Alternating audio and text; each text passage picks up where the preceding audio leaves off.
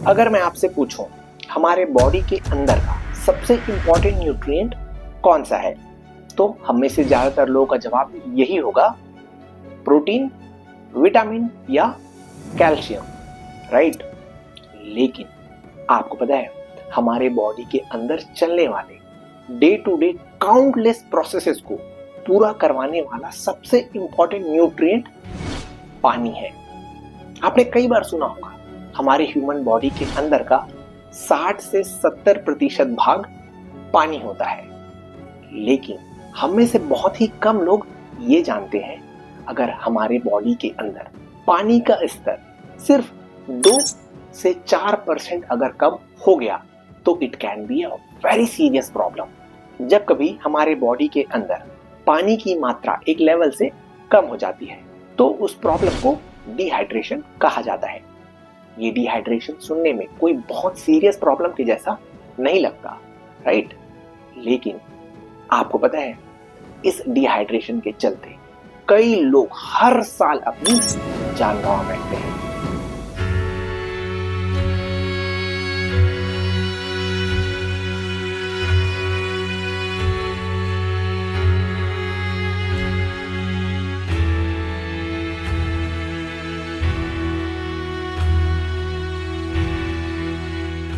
नमस्कार दोस्तों, मेरा नाम है रुपेश वर्मा और मैं आपका स्वागत करता हूं हमारे happy Sunday happy learning series के एक नए एपिसोड में।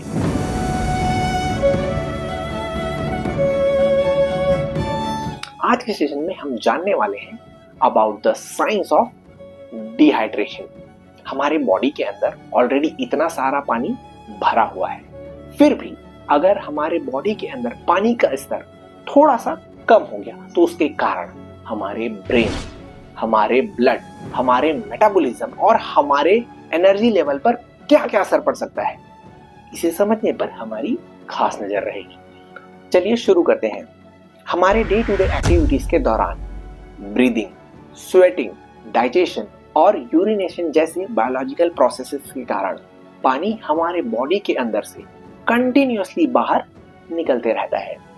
आइडियली उस पानी की क्वांटिटी को बैलेंस करने के लिए हमें कंटिन्यूअसली पानी पीना या फिर लिक्विड से बनी फाइब्रस चीजों को कंटिन्यूअसली कंज्यूम करते रहना चाहिए। और जब हम ऐसा नहीं करते तभी तो ये डिहाइड्रेशन वाली प्रॉब्लम पैदा होती है। अब जब हमारे बॉडी के अंदर से इतना सारा पानी लगातार निकलते जा रहा है तो उसके बदले में हमें पानी का इंटेक भी करना होगा, राइट, सो दैट वो बैलेंस बना रहे। But the sad reality is हमें से ज्यादातर लोग अपने काम में दिन भर इतना बिजी रहते हैं कि उन्हें ध्यान ही नहीं रहता कि पानी उनकी बॉडी के लिए कितना इंपॉर्टेंट है। मैं तो ये देखता हूँ लोग पूरा दिन पानी या जूस पीना छोड़कर चाय पी पी कर निकाल देते हैं। अब ऐसी सिचुएशन में हमारे बॉडी के अंदर पानी का बैलेंस कहाँ से बनेगा? डिहाइड्रेशन का होना तो पक्का है, राइट। आइडियल कंडीशन में क्या होना चाहिए? Water in is equal to water out, but होता क्या है? Only water out. आपको याद दिला दें, आज से पहले हमने एपिसोड नंबर 86 में वाटर क्राइसिस के बारे में और एपिसोड नंबर 157 में वाटर प्यूरिफिकेशन टेक्निक्स को डिटेल में डिस्कस किया था। हम इस तरह के पानी से संबंधित टॉपिक्स को आगे भी डिटेल में डिस्कस करते रहेंगे। कब तक? जब तक सबको ये एहसास नहीं हो जाता कि जल ही जीवन है और जल है तभी कल है। आपको पता है पानी ना सिर्फ प्यास बुझाने का काम नहीं करता, ये तो हमारे बॉडी के अंदर के सेल्स के अंदर होने वाले हर एक रिएक्शन के लिए एक केमिकल मीडियम के जैसा काम करता है। हमारे बॉडी के अलग अलग पार्ट्स में जो सेल्स हैं वहां तक न्यूट्रिएंट को पहुंचाने का काम भी पानी ही करता है। और तो और हमारे बॉडी के अंदर जो कंटिन्यूअस हार्मोन्स और ऑक्सीजन का ट्रांसपोर्टेशन चलता रहता है उसे पूरा करवाने वाले ब्लड प्लाज्मा का 90% भाग, कितना? ब्लड प्लाज्मा का 90% भाग सिर्फ पानी ही तो होता है। आपको ये जानकर हैरानी होगी, हमारे जो ब्रेन सेल्स है ना उनके भी सिग्नल्स प्रॉपरली तभी चलते हैं जब उनका फ्लूइड लेवल ठीक ठाक मेंटेन रहता है। आसान शब्दों में इसे आप ऐसे समझिए, आपका ये पूरा बॉडी एक बहुत ही बड़ा लैब है और पानी उसका सॉल्वेंट है।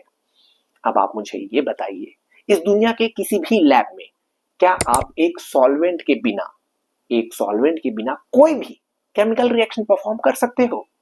That is impossible, right? जब हम डिहाइड्रेशन की बात कर रहे हैं तो मोस्ट इंपॉर्टेंटली हमें ये समझ लेना चाहिए कितने वाटर लॉस से कितना डैमेज होता है और कब हमें उस हाई अलर्ट वाले जोन पर चले जाना चाहिए। I will share some interesting numbers with you. अगर आपके बॉडी से वाटर के लॉस का स्तर 1 से 2% के बीच में है तो इससे आपको थकान महसूस होने लगती है और आपका फोकस भी कम होने लगता है। फर्दर, अगर आपकी बॉडी से वाटर लॉस का स्तर 3 से 4% तक हो गया तो इससे आपको सर दर्द होने लगता है। उससे भी बुरा, अगर आपकी बॉडी से वाटर लॉस का लेवल 5 से 10% तक हो गया तो आपको उससे चक्कर आने की चांसेस बहुत ज्यादा बढ़ जाते हैं। And this is that threshold condition जब आपको हाई अलर्ट हो जाना चाहिए, क्योंकि अगर किसी इंसान के बॉडी के अंदर से 10% से ज्यादा वाटर का लॉस हो गया तो इससे उस इंसान की जान भी जा सकती है। Mind this. क्या होता है, अगर किसी को डायरिया है तो बार बार लूज मोशन होने के कारण उसकी बॉडी से पानी कंटिन्यूअसली बाहर निकलते रहता है और इस लूज मोशन वाले डिहाइड्रेशन के कारण हर साल लाखों बच्चे, सीरियसली हर साल लाखों बच्चे जिनकी उम्र 5 साल से भी कम है वो अपनी जान गंवा बैठते हैं जस्ट बिकॉज ऑफ डिहाइड्रेशन। और इसीलिए तो जैसे ही आपको डायरिया होता है या फिर लूज मोशन होता है तो डॉक्टर आपको पहली सलाह क्या देते हैं? आप ज्यादा से ज्यादा पानी पीजिए और इसका सबसे रिलायबल सोल्यूशन तो है ORS, मतलब ओरल रिहाइड्रेशन सॉल्यूशन, क्योंकि इसकी मदद से आपके बॉडी के अंदर पानी के साथ साथ एसेंशियल इलेक्ट्रोलाइट्स को भी भेज दिया जाता है। एक्चुअली हमारे बॉडी को पानी के साथ सॉल्ट की भी काफी जरूरत होती है, क्योंकि पसीने के साथ हमारे बॉडी से काफी सारा सॉल्ट बाहर निकल जाता है। एंड इन्हीं सॉल्ट्स में ही तो सोडियम, पोटेशियम और कैल्शियम जैसे एसेंशियल इलेक्ट्रोलाइट्स होते हैं। और आपको पता है इन इलेक्ट्रोलाइट्स का काम क्या होता है? हमारे जो बायोलॉजिकल सेल्स है ना, उनके अंदर और बाहर के प्रेशर को मेंटेन करने के लिए यही सोडियम, पोटेशियम और कैल्शियम आयंस ही काम आते हैं। इस डिहाइड्रेशन से हमें खुद को बचा कर रखना है, इसमें कोई दो राय नहीं है। लेकिन ये डिहाइड्रेशन आखिर होता क्यों है? चलिए उसके रीजंस को समझ लेते हैं। द रीजन नंबर 1 इस गर्मी के कारण या फिर आप जब बहुत हैवी एक्सरसाइज करते हो। नंबर 2 फीवर, वॉमिटिंग या डायरिया जैसी बैड हेल्थ कंडीशंस में। नंबर 3 कैफीन या फिर अल्कोहल के एक्सेसिव कंजम्पशन के कारण। एंड नंबर 4 जब आप एसी वाले रूम में बैठकर दिन भर काम करते हो और आपको वहां पर तो प्यास ही नहीं लगती, राइट? कभी कभी तो हम पानी सिर्फ इसलिए नहीं पीते क्योंकि हमें प्यास का एहसास ही नहीं होता, बट हमारी बॉडी अंदर से साइलेंटली हमें सिग्नल देते रहती है। Please help me.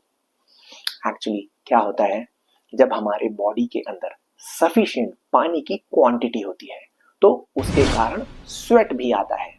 स्वेट का आना मतलब हमारे बॉडी के कूल डाउन होने का एक प्रोसेस। ये स्वेट हमारे बॉडी से उसके लेटेंट हीट को एब्जॉर्ब करके इवेपोरेट हो जाती है and that is how our body maintains its temperature. पर जब अगर हमारे बॉडी के अंदर सफिशिएंट पानी की क्वांटिटी ही नहीं है तो स्वेटिंग कहाँ से होगा? स्वेटिंग ना होना मतलब ओवर हीटिंग का होना, और ओवर हीटिंग का होना मतलब फटीग और थकान।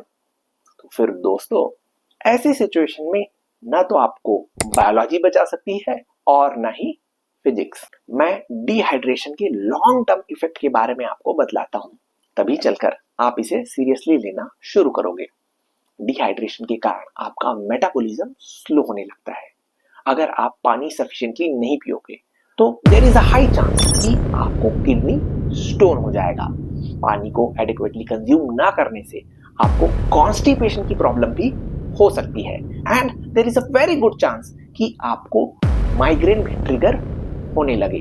आपका फोकस तो लूज हो ही जाएगा, आपका अलर्टनेस भी धीरे धीरे धीरे कम होने लगेगा। फॉर नो रीजन आप थके हुए लगोगे, क्योंकि क्योंकि आपके बॉडी के अंदर सफिशिएंट पानी की क्वांटिटी मौजूद ही नहीं है।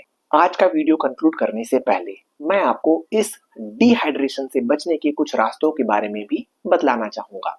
फिर आपको इस बात को ध्यान में रखने की भी जरूरत नहीं है कि इस दुनिया में डिहाइड्रेशन जैसी कोई प्रॉब्लम भी एग्जिस्ट करती है। आप सुबह उठते ही 2 ग्लास हल्का कुनकुना पानी कंज्यूम कर लीजिए। इससे क्या होगा, एक हेल्दी हाइड्रेशन दिन के शुरुआत में ही हो जाएगा। उसके बाद अगर आप हैवी एक्सरसाइज करते हो तो आपको ओआरएस या फिर कोकोनट वाटर का लेना बहुत जरूरी है। फर्दर खाने के दौरान आप बहुत ज्यादा पानी एक साथ कंज्यूम कभी ना करें, बल्कि सिप सिप सिप पानी पीते रहें। और ये एक्टिविटी आपको पूरे दिन भर कंसिस्टेंटली परफॉर्म करते रहनी है। मतलब हर 2-3 घंटे के इंटरवल में जब आपको लग रहा है कि आपका स्टमक एम्प्टी है तो डेफिनेटली आपको आधा लीटर पानी तो कंज्यूम कर ही लेना चाहिए। इन द नटसेल मैं आपको सिर्फ यही बतलाने की कोशिश कर रहा हूं कि अगर आप पूरे दिन भर थोड़ा थोड़ा थोड़ा थोड़ा पानी कंज्यूम करते रहोगे तो आपको पानी को लेकर होने वाली किसी भी प्रॉब्लम के बारे में वरी होने की समस्या बिल्कुल नहीं होगी। आज का ये वीडियो देखकर आप समझ ही गए होंगे, ये पानी सिर्फ हमारी प्यास नहीं बुझाता, ये हमारे पूरे जिंदगी को चलाता है। हमारे हर हार्ट बीट, हमारे हर एक थॉट, यहाँ तक कि हमारे सेल्स के अंदर होने वाले हर एक केमिकल रिएक्शन के पीछे यही पानी ही रिस्पॉन्सिबल है। सो नेक्स्ट टाइम जब आप इस ग्लास का पानी पियो तो आप हमेशा याद रखना, हमारे बॉडी के अंदर होने वाले अनगिनत literally billions of chemical reactions को ड्राइव करने वाला वंडर लिक्विड पानी ही है। आपको आज का सेशन कैसा लगा मुझे कमेंट करके जरूर बताएं। एक एक्साइटिंग एपिसोड के साथ आपसे फिर मुलाकात होगी अगले हफ्ते। तब तक keep commenting, keep sharing. Happy Sunday, happy learning.